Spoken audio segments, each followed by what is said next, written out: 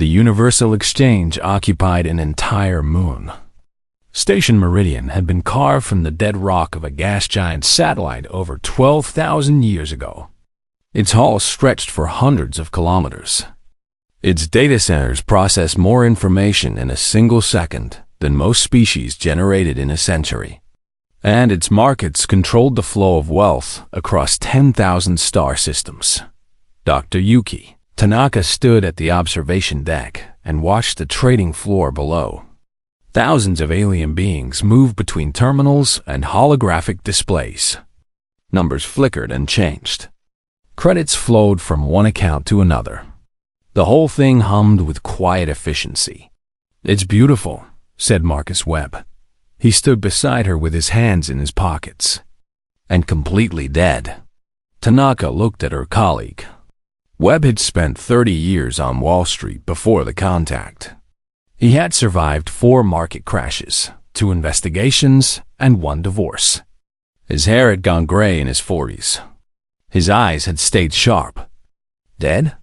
Tanaka asked. "Look at the volatility index." Webb pointed to a display showing market movements. A flat line stretched across the screen. "That index hasn't moved more than 0.5% in 300 years. You know what we call a market that doesn't move? Stable? A corpse."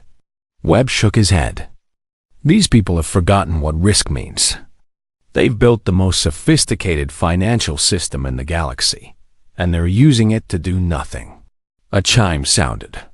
Their escort had arrived. The Mallory called himself Elder Sithax. His species resembled tall insects with too many arms and eyes that reflected light like broken glass. He wore robes that cost more than most planets earned in a year. He looked at the 2 humans the way a professor might look at particularly slow students.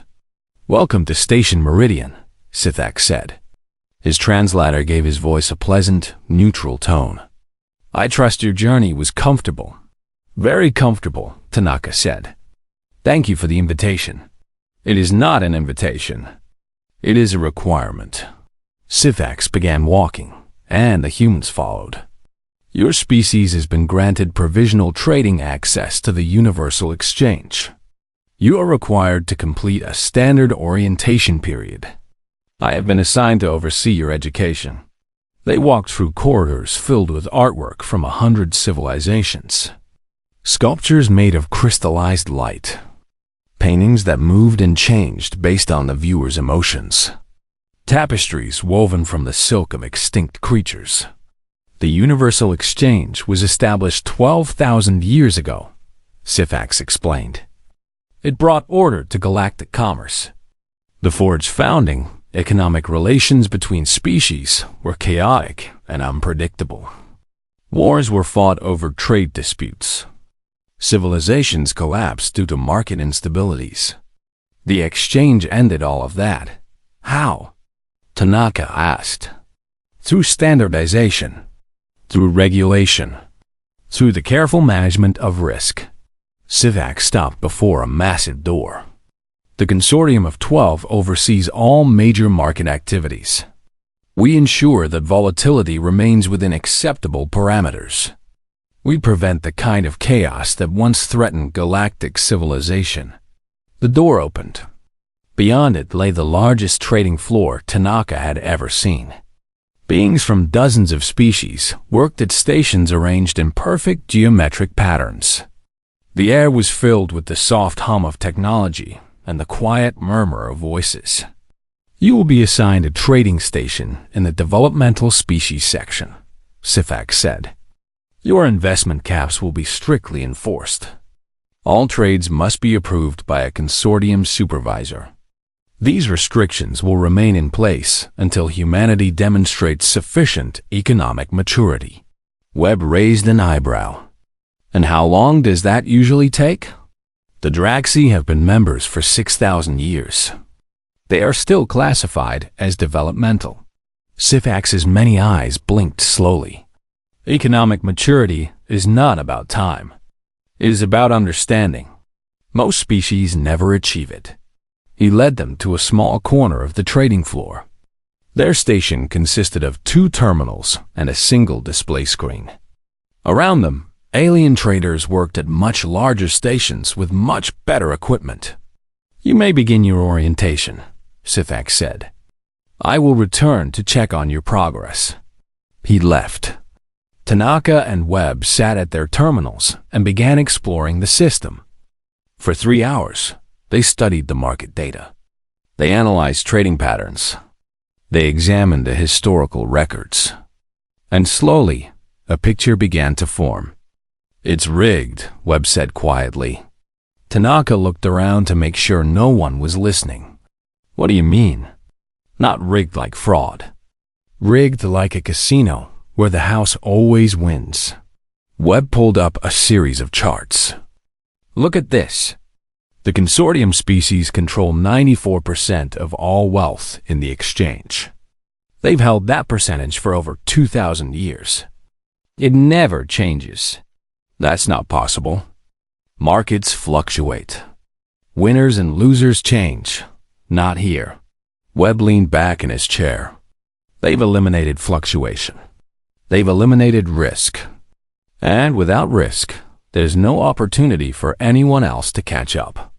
The rich stay rich forever, and everyone else stays exactly where they are." Tanaka studied the data.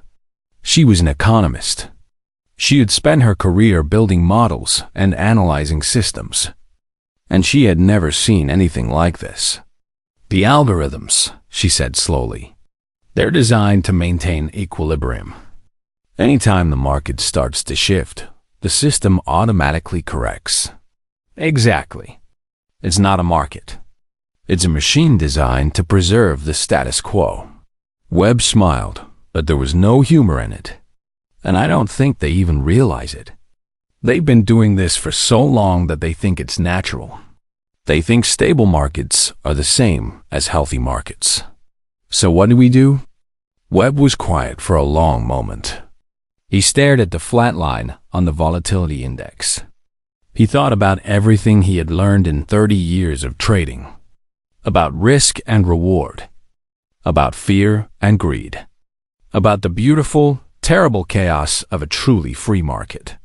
"We teach them," he said finally. "We teach them what they've forgotten." Over the following months, the human delegation grew. Traders arrived from every major financial center on Earth. They studied the galactic markets. They learned the rules. And they began to plan. The aliens watched with amusement. The humans were so primitive. They came from a planet that had only discovered faster than light travel a few decades ago. Their economy was tiny. Their resources were limited. What could they possibly do? Webb and Tanaka kept their heads down. They made small trades. They followed the rules. They asked questions that the aliens found childishly simple. "Why don't you short sell?" Webb asked Sithax one day. The elder blinked his many eyes. "I do not understand the question." "Short selling. When you borrow an asset, sell it, then buy it back later at a lower price. You profit from the decline." Sithax stared at Webb as if he had suggested something obscene. Why would anyone want an asset to decline in value? Because sometimes assets are overvalued. Sometimes prices need to correct. The exchange does not allow prices to become overvalued. Our algorithms ensure proper valuation at all times. Sithax shook his head. Your question reveals a fundamental misunderstanding of how advanced economies function. Webb nodded politely, but inside, he was smiling. They were right. The aliens had no framework for what he was describing. They had eliminated volatility so completely that they had forgotten it existed. They had no defenses against strategies they couldn't imagine. 6 months after their arrival, the human delegation filed paperwork to establish an investment fund. The application was approved without much attention. Humans were a developmental species with tiny resources. What harm could they do? The fund was given a name chosen with careful irony. They called it Stability Partners. The consortium noticed the filing. A few of them laughed. The idea of humans offering stability was absurd. They were the most volatile species anyone had ever encountered. Their history was full of wars, revolutions, crashes, and chaos. "Let them play," said one consortium member. "They will learn." Elder Sithax was less certain. He had spent enough time with the humans to sense something different about them. They asked strange questions. They looked at the markets in ways that made no sense. "They are planning something," he told the consortium. "I do not know what. They have no power. They have no resources. They cannot affect anything. Perhaps." Sithax watched the humans from across the trading floor.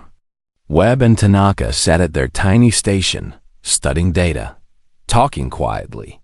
"But I have learned something about their species. They do not accept limitations. When they see a wall, they do not stop. They ask why the wall exists. All young species are ambitious. They will learn their place. I hope you are correct." Sithax turned away, but the feeling in his gut remained. Something was coming. Something the consortium had never prepared for. At their small station, Webb and Tanaka finalized their plans. They had identified the weaknesses. They had found the pressure points. They knew exactly where to push. "Are we sure about this?" Tanaka asked. Webb looked at her. "They've locked the galaxy in amber. Trillions of beings living under an economic system designed to keep them exactly where they are forever. The Draxi have been trying to climb out of poverty for 6,000 years. 6,000 years, Yuki, and they're no closer than when they started. So we're doing this for them? We're doing this because it's right. Because stagnation isn't stability. Because a system that prevents change isn't serving anyone except the people on to." 2 years had passed since Stability Partners filed its first paperwork. In that time, the fund had grown from a joke to a curiosity to something that made the consortium uncomfortable in ways they could not quite explain.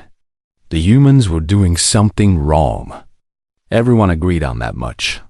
Their trading patterns made no sense. They bought things that were falling. They sold things that were rising. They made bets that seemed designed to fail. And yet they kept winning. Marcus Webb stood before a classroom of human traders. They had rented a small conference room on Station Meridian. The walls were bare. The furniture was cheap. But the people inside were some of the sharpest minds Earth had ever produced. "Forget everything you think you know about galactic markets," Webb said. "These people have been trading for 12,000 years, and they've learned nothing. They've optimized for the wrong thing." A young trader raised her hand. Her name was Chun, and she had made her first billion before she turned 30. "What do you mean by wrong thing?" "They optimize for stability, for predictability, safety." Webb wrote a number on the board. "The Galactic Volatility Index hasn't moved more than 1% in 3 centuries. Do you know what that means? The markets are efficient? No, it means the markets are dead." Webb circled the number. "Volatility isn't a bug. It's a feature. It's how markets discover true prices. It's how capital flows to where it's needed. It's how bad companies die and good companies grow." He pulled up a chart showing the wealth distribution across the galaxy. A tiny spike at the top represented the consortium species. Everything else was a flat line barely above zero. When you eliminate volatility, you eliminate opportunity. You freeze everything in place. The rich stay rich. The poor stay poor. Nothing changes. Nothing grows. Webb looked at his students. "We're going to change that." For 3 months, he taught them what he called chaos mathematics. It was not really mathematics. It was a philosophy, a way of seeing the world. The aliens believed that markets should be predictable. They believed that prices should reflect value. They believed that good information led to good outcomes. The humans knew better. They knew that markets were made of people, that people were irrational, that fear and greed moved more money than any algorithm ever could. Most importantly, they knew that every stable system contained hidden weaknesses. Pressure built up over time. Cracks formed beneath the surface. All it took was the right push at the right moment. Their first real target was the Velthari grain monopoly. The Velthari were an agricultural species. They had been growing food for the galaxy for 8,000 years. Their grain futures were considered the safest investment in the exchange. Everyone knew that Velthari harvests were reliable. Everyone knew that prices would stay steady. Dr. Tanaka had studied the Velthari agricultural system for 6 months. She had found something interesting. They're overextended, she told the team. They've been promising more grain than they can actually deliver. Not by much, maybe 2 or 3%, but they've been doing it for centuries.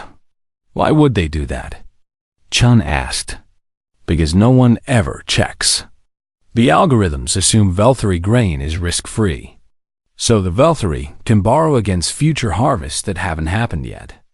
They've been slowly building up debt for 800 years. Webb smiled. And what happens if there's a bad harvest? There hasn't been a bad harvest in 12 centuries. The algorithms don't even consider the possibility. But it could happen. It could always happen. Farming is farming, even in space.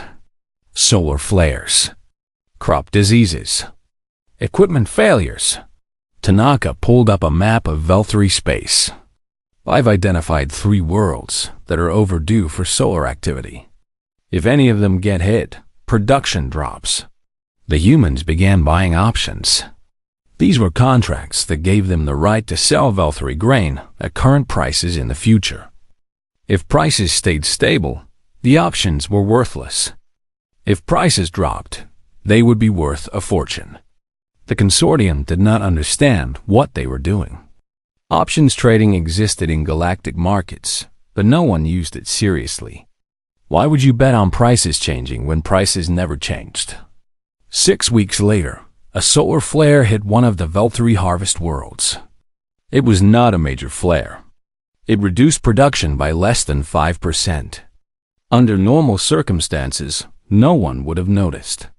But the humans had been spreading rumors. Nothing illegal, just questions asked in the right places. Did you know the Velthari have been over-reporting harvests? Did you hear about the debt they've accumulated? What happens if they can't deliver? When news of the solar flare spread, something happened that had not happened in centuries.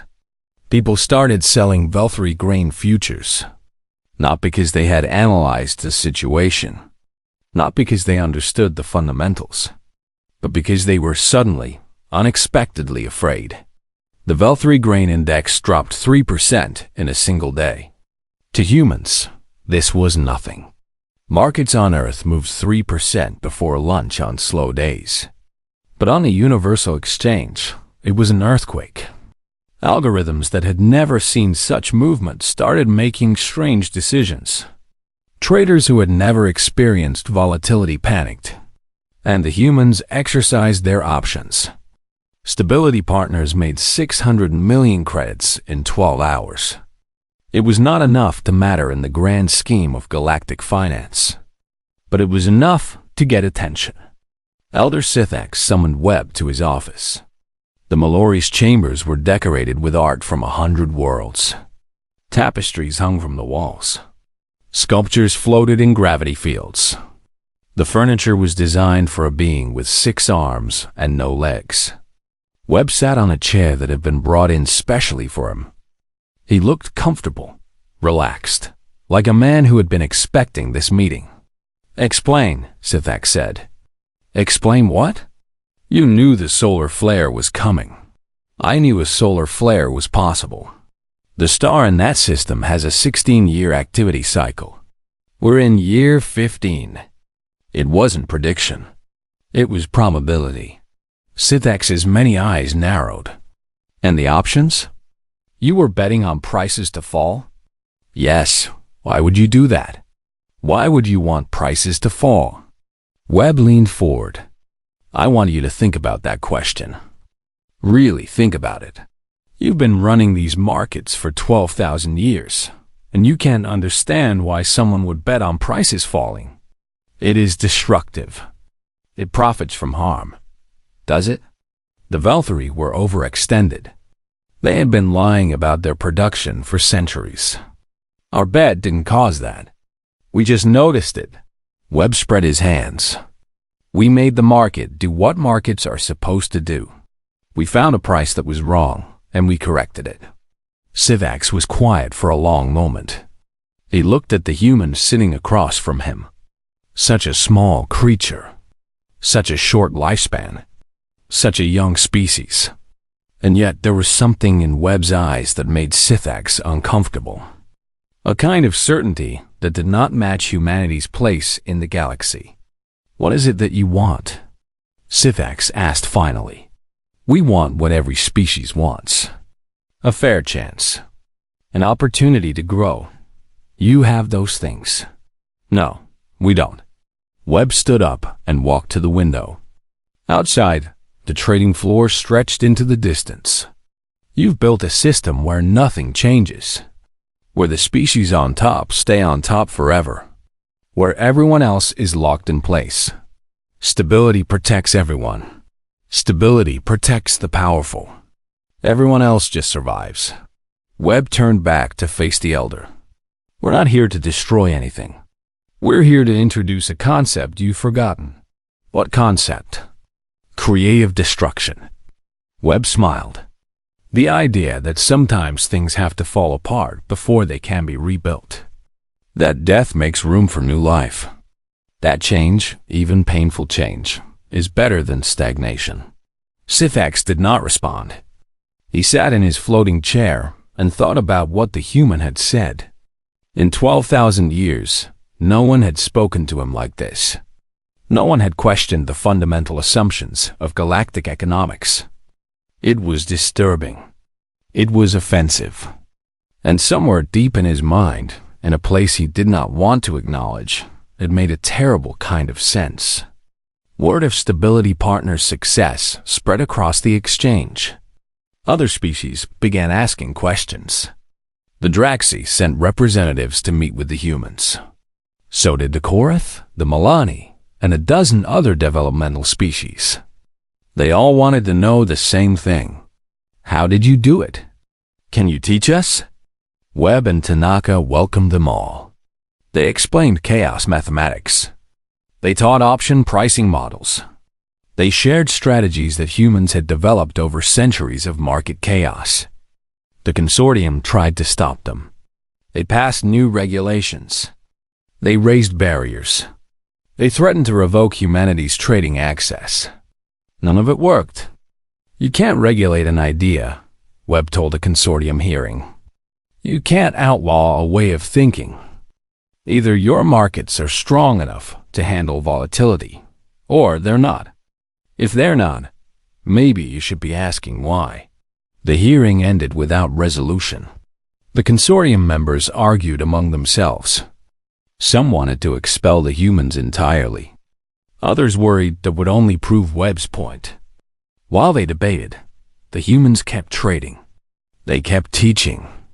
They kept winning. And slowly, a new generation of traders began to emerge. Young aliens who had grown up under the consortium's unchanging system, who had never known anything except stability, who looked at the humans and saw something they had never imagined. Possibility. They called themselves the Volatiles. They met in secret. They studied human methods. They asked questions that made their L5 years after Stability Partners made its first trade. The galactic economy looked the same on the surface. The numbers still flickered. The credits still flowed. The consortium still controlled 94% of all wealth. But beneath that surface, something was changing. Dr. Tanaka sat in a secure room deep within the human embassy on Station Meridian. Around her were representatives from 12 species. The Draxi were there. their gray skin marked with patterns that showed their low economic status. The Korath attended through hologram, their insectoid forms flickering in the light. A dozen others had sent delegates. They called themselves the Coalition of the Forgotten, species that had been locked out of wealth for centuries, species that had watched the consortium grow richer while they grew nothing at all. "Project Prometheus is ready," Tanaka said. She pulled up a holographic display showing financial networks stretching across the galaxy. "We've spent 3 years mapping the consortium's debt obligations. What we found will change everything." A Draxi named Kallax leaned forward. His people had been the first to join the humans. They had suffered under consortium economic control for 6,000 years. They had nothing left to lose. "What did you find?" he asked. Tanaka highlighted a section of the map. Lines connected thousands of institutions across hundreds of worlds. "The entire galactic economy is built on debt. That's not unusual. All economies use debt. But this debt has never been audited. No one has actually checked whether the institutions holding it can pay." "Of course they can pay," said a Korath representative. "The consortium banks have existed for millennia. They exist. That doesn't mean they're solvent." Tanaka zoomed in on a cluster of connections. "Look at this. The Mallory Banking Guild is owed money by the Volthari Agricultural Consortium. The Volthari are owed money by the Dreth Manufacturing Collective. The Dreth are owed money by the Mallory Banking Guild." The room was quiet. The aliens stared at the circular pattern on the display. "They owe each other money," Kallax said slowly. "In a circle. Not just one circle. Thousands of circles. Millions of them." Tanaka pulled back to show the full network. It looked like a spider web designed by someone insane. The consortium species have been borrowing from each other for 12,000 years. They've rolled over debt so many times that no one remembers who actually owes what to whom. "But the system works," the Korath said. "It has always worked. It works because everyone believes it works. That's the only thing holding it together." Tanaka turned off the display. "The galactic economy isn't backed by real assets. It's backed by confidence, faith, trust. And if that faith breaks, then everything falls apart." The coalition members looked at each other. They understood what Tanaka was suggesting. They understood how dangerous it was. They also understood that it might be their only chance. Marcus Webb entered the room. He looked tired. He had been working 20-hour days for months, building something that the consortium could not control. "The decentralized exchange is ready," he announced. "We're calling it Freenet. It operates outside consortium oversight. Trades are verified through a distributed network. No single authority can shut it down or manipulate it. The consortium will declare it illegal," Kallax said. "They can declare whatever they want. They can't enforce it." Webb sat down at the table. "Freenet gives us a backup. If the universal exchange collapses, we have somewhere to go. Somewhere they can't touch." Tanaka nodded. "We're not trying to destroy the galactic economy. We're trying to fix it. But fixing it means showing everyone how broken it really is." Over the following weeks, the coalition spread the word quietly. They recruited volatile traders from 100 species. They established Freenet nodes on worlds outside consortium control. They prepared for something no one in the galaxy had seen in 12,000 years. A genuine market correction. The consortium noticed the activity. They couldn't understand it, but they could feel it. Their algorithms detected unusual patterns. Their analysts found connections they couldn't explain. Elder Sithax called an emergency meeting of the consortium leadership.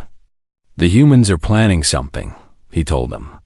"I have spent 5 years watching them. They are patient. They are methodical. And they believe they can bring down our entire economic system. A Valkyrie representative laughed. Impossible. They are children playing with toys they do not understand. They understood well enough to profit from your grain crisis. The laughter stopped. We should have expelled them years ago, said a Dreth delegate. Remove them from the exchange. Revoke their trading access. End this before it begins. And confirm everything they've been saying? Prove that we're afraid of fair competition? Sivak shook his head. That would do more damage than anything they could do themselves. Then, what do you suggest? Sithax was quiet for a moment. He had thought about this question for 5 years. He had analyzed every possibility, and he had come to a conclusion he did not like. We eliminate the threat directly, he said. Webb is the center of their operation. Without him, the others will lose direction. The room fell silent. The consortium had not authorized an assassination in 3,000 years. It was considered barbaric, uncivilized, but desperate times called for desperate measures. Do it quietly, the Valkyrie representative said. Make it look like an accident. The order was given. A team was assembled. Credits changed hands in accounts that did not officially exist. 3 weeks later, Marcus Webb was attacked in a corridor of Station Meridian. The assassins were professionals. They came from a species that specialized in such work. They had killed targets far more dangerous than an aging human economist. But they had made one mistake. They had assumed Webb would be alone. Chun was with him. So were 4 other human traders. And unlike most galactic species, humans had evolved on a planet where danger was constant, where predators hunted them for millions of years, where fighting back was not just an option but a reflex. The battle lasted 12 seconds. 2 assassins died. 3 were captured. 1 escaped. Webb had a bruised shoulder and a cut on his face. He refused medical treatment until he had interrogated the survivors. 2 hours later, he had everything he needed. The next morning, Webb called a press conference. Representatives from 100 media organizations attended. The consortium sent observers. The whole galaxy watched. Last night, someone tried to kill me, Webb announced. He displayed images of the assassins. He showed bank records tracing the payment to a shell company owned by a shell company owned by another shell company. It took my team 4 hours to trace the money. It ended at a discretionary fund controlled by the consortium of 12. He let that sink in. They tried to have me killed because I understand their markets too well. Outrage erupted across the exchange. Even species that had been suspicious of humans were shocked. Assassination was not how civilized societies solved problems. But Webb was not finished. They spent 40 million credits on this operation, he continued. 40 million credits to eliminate 1 economist. Do you know what that tells me? He smiled, and there was no warmth in it. It tells me they're scared. It tells me that everything we've been saying is true. The consortium's power is built on confidence, and they know it. They're so afraid of losing that confidence that they'll murder to protect it. He held up a data chip. This contains our complete analysis of consortium debt structures. Every hidden obligation, every circular loan, every piece of confidence holding up their house of cards. He looked directly at the cameras. We were going to release this slowly. Give them time to adjust. Give the system time to absorb the shock. He set the chip down on the podium. We've changed our minds. This information goes public in 72 hours. Every species in the galaxy will see exactly what the consortium has been hiding. And then the markets will decide what that information is worth. The conference ended. The galaxy held its breath. Elder Sithax watched the broadcast from his office. His many arms hung limp at his sides. His compound eyes reflected the image of Marcus Webb, smiling as he condemned the consortium to destruction. "What have we done?" Sithax whispered. They had tried to eliminate a threat. Instead, they had given Webb exactly what he needed: justification, sympathy, moral authority. Now the humans held all the cards, and they were about to play them. Across the galaxy, volatile traders logged into Freenet. Coalition members prepared their positions. Ordinary citizens who had never thought about economics suddenly wanted to know what the consortium had been hiding. 72 hours. That was how long the old order had left. And there was nothing anyone could do to stop what was coming. In the human embassy, Tanaka found Webb staring out a window at the trading floor below. "Are you sure about this?" she asked. Webb did not turn around. "They tried to kill me, Yuki. Not because I did anything wrong. Because I understood too much." He was quiet for a moment. "This isn't just about markets anymore. It's about what kind of galaxy we want to live in." "And what kind is that?" "One where the powerful fear the truth. Where secrets can't be buried forever. Where everyone has a chance." He finally turned to face her. "They've been running this cyst." The data release happened at exactly midnight, Galactic Standard Time. Servers across 100 worlds began uploading files simultaneously. Freenet nodes distributed the information to anyone who asked for it. Within an hour, every major news organization in the galaxy had a copy. The truth about the consortium's finances was not complicated. It was simply something no one had ever bothered to look at before. 12,000 years of accumulated debt. Circular obligations that existed only on paper.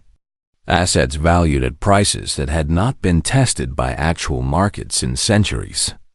A system built on the assumption that nothing would ever change. By morning, the first cracks appeared. A small bank on a Korath world announced it could not honor its obligations.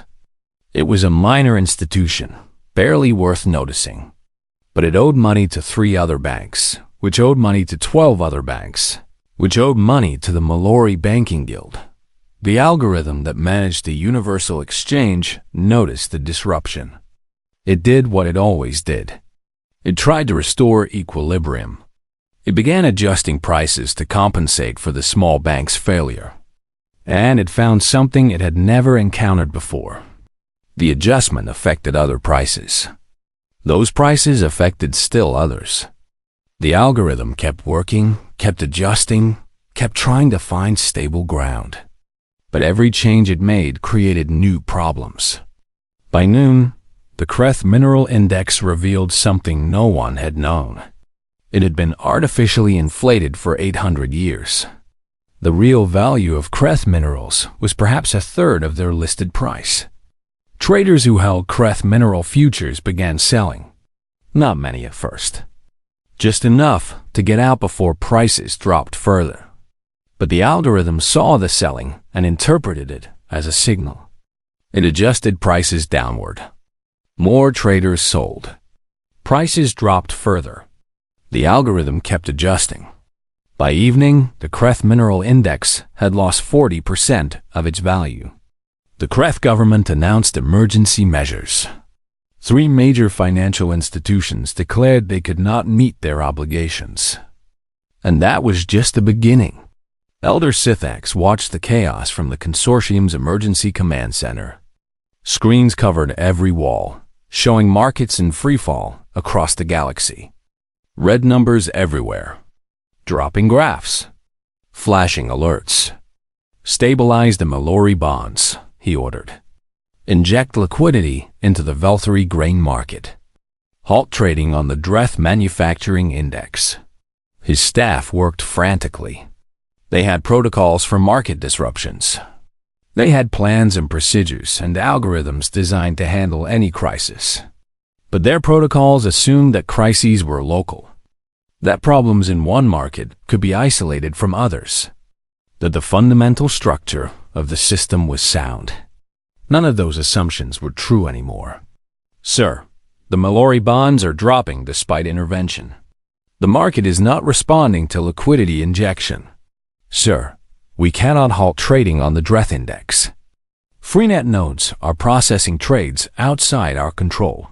Sir, 17 governments have announced they cannot meet their debt obligations. The number is rising. Civax gripped the edge of his console. His compound eyes darted between screens, trying to make sense of the cascade failure consuming the galactic economy. He had lived for 800 years. He had seen disruptions before, minor corrections, brief instabilities, nothing that the system could not absorb. This was different. This was the system itself failing. 12,000 years of accumulated confidence evaporating in a single day. Find Webb, he ordered. Bring him here, now. On the trading floor of Station Meridian, panic ruled. Beings from 100 species crowded around terminals, trying to sell before prices dropped further. The orderly hum that had characterized the exchange for millennia was replaced by shouting, pushing, chaos. Human traders moved through the crowd with calm efficiency. They were not panicking. They were working. By the Korath Agricultural Index at 12% below listing. Acquire Dreth Manufacturing. Bonds at 40 cents on the credit. Take. Positions in any volatile aligned. Corporation showing real assets. Dr. Tanaka. Coordinated from a makeshift command center in the human embassy. Screens showed her the same catastrophic numbers that Sithax was watching. But where he saw disaster, she saw opportunity. The fundamentals are still there, she told her team. Real factories. Real farms. Real resources. It's only the fictional value that's burning. When the fire stops, what's left will be worth more than ever. When the fire stops? Chan asked. How do we know it will stop? Because fires need fuel. And the fuel is fake value. Once all the lies burn away, only the truth will be left. Tanaka studied the data streams. That's when we start rebuilding. Marcus Webb was escorted to the Consortium Command Center by a security detail. He did not look like a man who had just crashed the galactic economy. He looked like a man who had been expecting this moment for a very long time. You've killed us, Sithak said. His voice was flat, exhausted. Everything we built, everything we protected, gone. Everything you built was already dead. You just refused to bury it. Webb looked at the screens showing the market collapse. I didn't kill anything. I just showed everyone the corpse. Trillions of credits destroyed. Governments failing. Species that will take centuries to recover. Species that were already locked in poverty. Governments that only existed to serve consortium interests. Webb turned to face the elder. I'm not going to pretend this doesn't hurt. It does. People will suffer. Systems will fail. The transition will be painful. Then why? If you knew the cost, why do it? Because the alternative was worse. Another 12,000 years of stagnation. Another 100 generations locked in place. Another eternity where nothing ever changed and no one ever had a chance. Sithak stared at the human. Such a small creature. Such a young species. And yet they had brought down an empire that had stood for millennia. What do you want? He asked finally. You have won. What are your terms? Webb shook his head. You still don't understand. We don't want to replace you. We don't want to rule. We don't want your power. Then what? We want the system to be fair. That's all. That's everything. Webb pointed at the screens. When the crash ends, when the new values stabilize, we're going to help rebuild. Not as conquerors. As partners. Why would you help us? Because we're not monsters. Because destruction was never the goal. Because chaos without purpose is just cruelty. A new alert appeared on the screens. Trading volume on Freenet had exceeded the universal exchange for the first time in history. The old system was dying. The new one was being born. "Look," Webb said. He pointed to certain sections of the display. "Your collapse is bad, but it's not total. The species that actually produce things still have value. The systems that were built on lies are burning, but the ones built on reality are surviving." Civax looked where Webb pointed. It was true. Amid the sea of red, some indicators had stabilized. Real manufacturing, real agriculture, real resources. Things that existed whether or not anyone believed in them. "The Draxi," Civax said slowly. "Their index is rising because they actually make things. They've been undervalued for 6,000 years because your system kept them down. Now the market is finding their true worth." It was a strange feeling, watching an empire fall while standing in its command center. Civax had spent 800 years building wealth, accumulating power, maintaining the system that had made his species great. Now he was watching it all crumble, and the human standing next to him was calmly explaining why that was a good thing. "You will rebuild," Civax said. It was not a question. "We'll help rebuild. There's a difference." Webb moved closer to the screen. "The question is whether you'll be part of it. Whether the consortium will accept a new role in a changed galaxy. What role would that be? Equal, not dominant. Not controlling. Just one voice among many." Webb looked at the elder. "You have knowledge, experience, resources. Those things still have value, but only if you're willing to share them." Civax was quiet for a long moment. His compound eyes moved across the screens, watching the destruction of everything he had known. And slowly, painfully, he began to understand what the human was offering. Not conquest. Not revenge. Not the humiliation that the consortium would have inflicted if the positions were reversed. A chance, a new beginning, an opportunity to be part of something better. "Your species is very strange," Civax said finally. "So we've been told. You destroy everything we built, and then you offer to help us rebuild. That's how we do things. Burn the forest. Plant new trees." Webb shrugged. "It's messy. It's painful. But it works." Outside the command center, the crash continued. Markets fell. Systems failed. The old order crumbled. But amid the chaos, something else was happening. Traders were finding real values. Resources were flowing to where they were needed. Species that had been locked in poverty for millennia were finally getting a chance. It was messy. It was painful. But it was alive. And for the first time in 12,000 years, the galactic economy was actually moving, changing, growing. The humans had brought chaos, but they had also brought something more important. They had brought hope.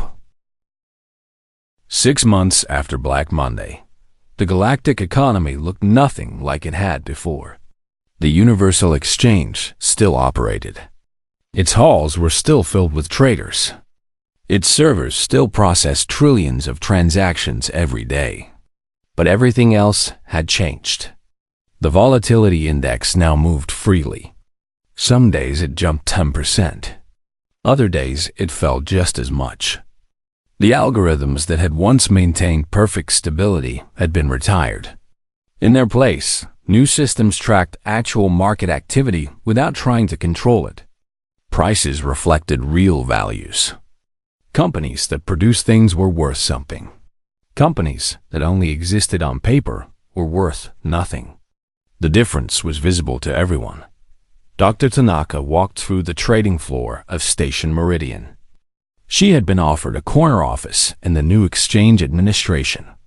She had refused. She preferred to stay close to the action. Around her, traders from dozens of species worked at their terminals. Humans, Draxi, Karth, even some younger consortium species, who had decided that the new system offered better opportunities than the old one. The volatile movement had grown from a handful of rebels to the dominant trading philosophy in the galaxy. They did not call themselves volatiles anymore. They just called themselves traders. A Draxi named Kallax approached her. His gray skin was marked with new patterns, symbols of economic success that his species had not worn in 6,000 years. "The latest growth figures," he said, handing her a datapad. "Draxi agricultural exports are up 40%. Manufacturing is up 60%. Our people are building things again." Tanaka smiled. "And the consortium?" "Adjusting. Some of them, anyway. The ones who accepted the new reality are doing better than they expected. The ones who are still fighting it are falling behind." It had not been easy. The transition had been painful for everyone. Governments had collapsed. Fortunes had been lost. Species that had never known hardship had to learn what it meant to compete. But new fortunes were being made. New governments were forming. New opportunities were appearing every day. Marcus Webb had become something of a legend. The human who had crashed the galactic economy and then helped rebuild it. He received thousands of interview requests every week. He declined them all. Tanaka found him in a small office near the edge of Station Meridian. He was reading reports, as always. His hair had gone completely white. His eyes were still sharp. "They offered you the chairmanship again," she said. "I know. I declined again. They're going to keep asking. And I'm going to keep declining." Webb set down his datapad. "The whole point was to break the power structures. Me becoming chairman would just create a new one. So who should run the exchange?" "No one. Everyone." Webb gestured at the trading floor visible through his window. "Let the markets run themselves. Let traders make their own decisions. Let the system evolve without anyone trying to control it. That's chaos. Yes, that's the point." Tanaka sat down across from him. She had worked with Webb for 7 years now. She had watched him plan the greatest economic disruption in galactic history. She had seen him turn down power that most beings would kill for. She still did not entirely understand him. "What do you believe in?" she asked. "Really? At the core, what drives all of this?" Webb was quiet for a moment. He looked out at the trading floor. Beings from 100 species, working together, competing, building something new. "I believe that systems should serve people, not the other way around," he said finally. "I believe that when systems stop serving people, they should be afraid. I believe that nothing is permanent and that trying to make things permanent is the first step toward tyranny. That's terrifying. It's supposed to be. For the people in power, at least." Webb smiled. "For everyone else, it's supposed to be liberating. The knowledge that no matter how bad things get, change is always possible. The powerful always fall eventually.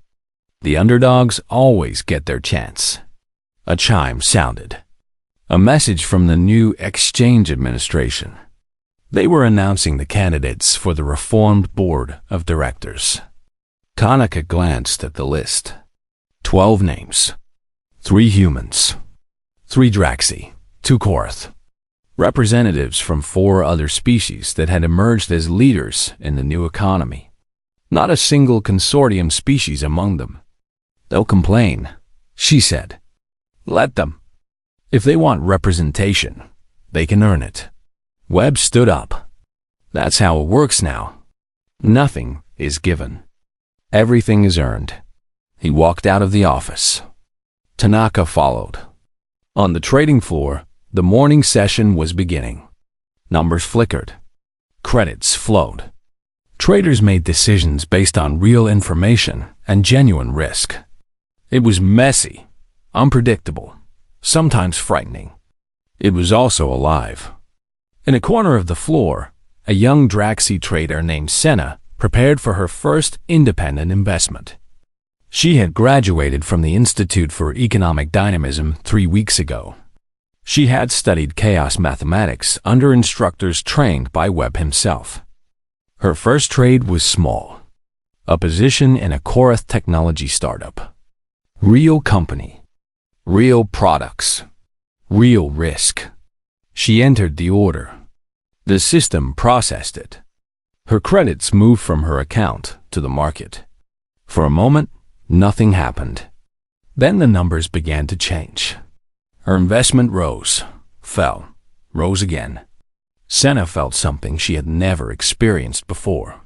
Her people had been locked in economic stagnation for 6,000 years. They had never been allowed to take risks, never been allowed to fail. Now, she could do both. It was terrifying. It was exhilarating. It was the most alive she had ever felt. Across the trading floor, Elder Sithax watched the young Draxi make her trade. He had survived the crash. His personal fortune was reduced to a fraction of what it had been, but he still had enough to live comfortably. More importantly, he had learned. The humans had been right. The old system was not stable. It was stagnant, dead. The appearance of permanence had hidden the reality of decay. This new system was chaotic, unpredictable, often unfair, but it was growing, changing, evolving. Species that had been locked at the bottom for millennia were rising. Species that had been comfortable at the top were having to compete for the first time in their history. Some of them were failing. Others were adapting.